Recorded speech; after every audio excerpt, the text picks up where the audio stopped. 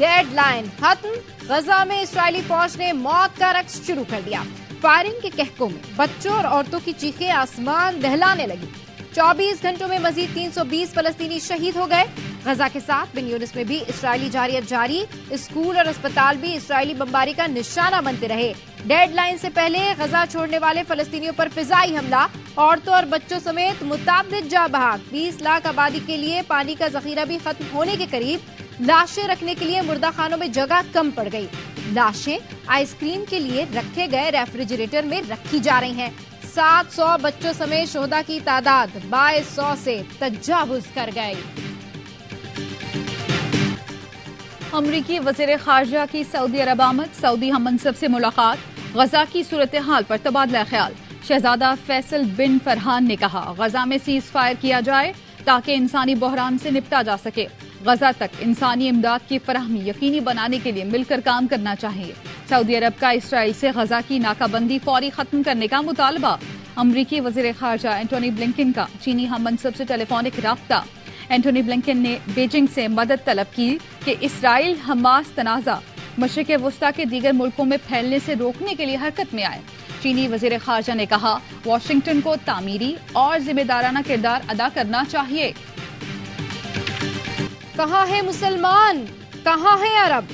میرے پورے خاندان کو مار دیا، 15 سالہ فلسطینی بچے کی دہائیاں۔ اسرائیلی بمباری سے ایسے کئی فلسطینی خاندان ختم ہو چکے ہیں۔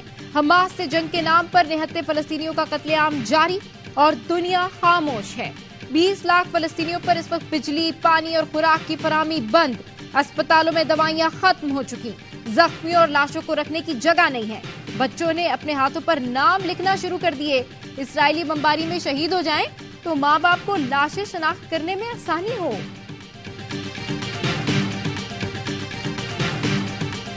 برطانیہ میں ہزاروں افراد اسرائیل کے خلاف سڑکوں پر نکل آئے۔ لندن میں بی بی سی کی عمارت سے پارلیمنٹ اسکوائر تک ریلی نکالی گئی۔ مینچسٹر میں بھی اسرائیل کے خلاف احتجاج۔ مظاہروں میں مسلمان، یہودی اور عیسائی ہم آواز تھے۔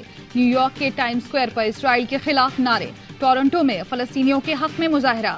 عرب ملکوں کے باشندے بھی سڑکوں پر۔ قطر، شام، تنزانیہ، الجیریا میں مظاہرے۔ جنوبی افریقہ میں نیلسن منڈیلا کے پوتے نے ریلی کی قیادت کی۔ غزہ میں 50,000 حاملہ خواتین طبی سہولیات سے محروم۔ حاملہ خواتین اور نوزائیدہ بچوں کی زندگیوں کو شدید خطرات لاحق۔ خواتین کے لیے کام کرنے والی فلاحی تنظیم نے خطرے کی گھنٹی بجا دی۔ تنظیم ایکشن ایڈ کے جاری کیے گئے بیان میں کہا گیا ہے کہ محصور غزہ کی پٹی میں حاملہ خواتین کو مشکل ترین حالات میں ہیں۔ سیکیورٹی اور طبی سہولیات ان خواتین کا حق ہے۔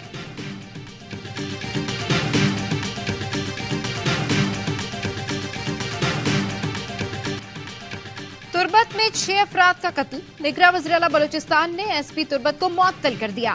میر علی مردان خان ٹومکی نے کہا ہے بے گناہ مزدوروں کا خون رائے گا نہیں جائے گا، واقعے میں ملوث عناصر سے آہنی ہاتھوں سے نمٹیں گے۔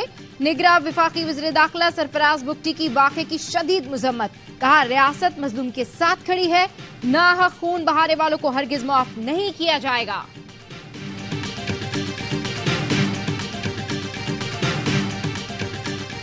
نااہلی کی مدت 5 سال کرنے پر الیکشن ایکٹ کے ترمیمی سیکشن 232 لاہور ہائی کورٹ میں چیلنج۔ درخواست گزار ندیم سرور ایڈوکیٹ نے موقف اختیار کیا کہ سپریم کورٹ 62(1)(f) کی تشریح کر چکی ہے۔ ترمیم سپریم کورٹ کے فیصلوں کی خلاف ورزی ہے۔ عدالت نااہلی کی مدت 5 سال کرنے کی ترمیم کا عدم قرار دے۔ حالات نے ہمیں کراچی جانے پر مجبور کر دیا۔ بلاول کو ڈر ہے کہیں شہر قائد اور اندرون سندھ ہاتھ سے نہ نکل جائے۔ نون لیگی رہنما جاوید لطیف کے لفظی وار بولے چیئرمین پی پی کو لگتا ہے کہ ان کے بیانات کے بعد ہم کراچی نہیں جائیں گے، تو ایسا تو نہیں ہو سکتا۔ مریم اورنگزیب کا کہنا ہے اس ملک کو نواز شریف کی ضرورت ہے۔ 21 اکتوبر کو نواز شریف واپس آئیں گے، ملک دوبارہ ترقی کرے گا، مہنگائی اور دہشت گردی ختم ہو۔ سندھ کی نگراں حکومت پیپلز پارٹی کی نگرانی میں کام کر رہی ہے۔ رہنما ایم کیو ایم پاکستان خالد مقبول صدیقی کہتے ہیں شہر کے امن کو برباد کرنے کی کوشش کی جا رہی ہے۔ پولیس کے ڈی ایس پیز اور افسران پیپلز پارٹی سے تنخواہ لے رہے ہیں۔ فلسطین کے عوام کے ساتھ اظہار یکجہتی کی ضرورت ہے۔ آئندہ جمعے کو ریلی نکالیں گے۔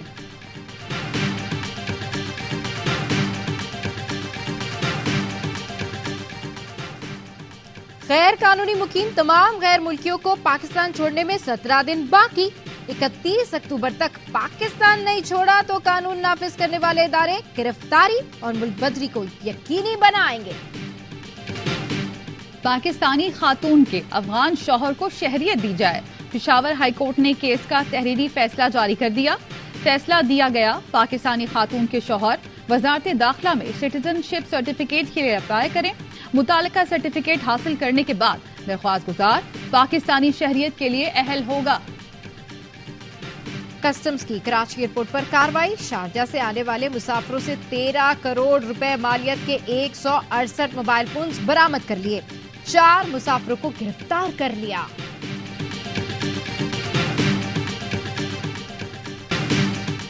موٹر سائیکل سواروں کو بغیر ہیلمٹ پیٹرول ملتا رہے گا. لاہور ہائی کورٹ نے بغیر ہیلمٹ پیٹرول فراہمی پر پابندی کے خلاف فیصلہ سنا دیا. عدالت نے کہا ڈی سی کے جواب کے مطابق بغیر ہیلمٹ پیٹرول پر پابندی کے متعلق ایڈوائز جاری کی تھی، آرڈر نہیں دیا تھا.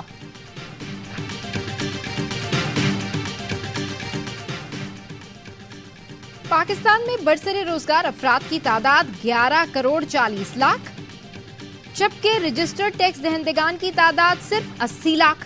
زمین پر ٹیکسز کی شرح کم، 90% کاشتکار ٹیکس نہیں دیتے. ریئل اسٹیٹ ٹیکس کی کم شرح کے باعث سرمایہ کاری کے لیے زیادہ پرکشش. عالمی بینک نے ٹیکس اصلاحات سے متعلق رپورٹ جاری کر دی. رپورٹ کے مطابق ٹیکس اصلاحات پر عمل درآمد سے معیشت میں ٹیکسوں کا حصہ 2% بڑھ سکتا ہے. سندھ میں ایم ڈی کیٹ کا دوبارہ ٹیسٹ 19 نومبر کو ہوگا. نگراں وزیر صحت سندھ ڈاکٹر سعد خالد کہتے ہیں پیپر لیک ہونے کی وجہ سے بچوں نے زیادہ نمبر حاصل کیے تھے. رپورٹ کے بعد دوبارہ امتحان لینے کا فیصلہ کیا. 49,000 بچوں کا دوبارہ ٹیسٹ ایک چیلنج ہے. شفاف انکوائری کے لیے ایف آئی اے کو ذمہ داری دینے کی سفارش کی ہے.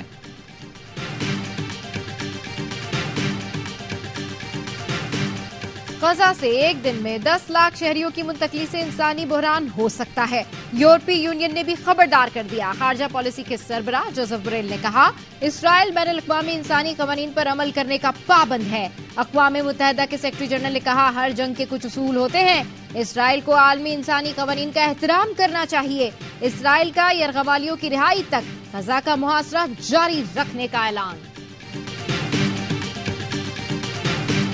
غزہ کی صورتحال پر براہ راست نشریات. اردن کا نیوز اینکر تباہی اور قتل عام دیکھ کر جذبات پر قابو نہ رکھ سکا. زارو قطار رونے لگا. روتے ہوئے خبر مکمل کی. کہا غزہ کے مناظر خون کے آنسو رلانے والے ہیں.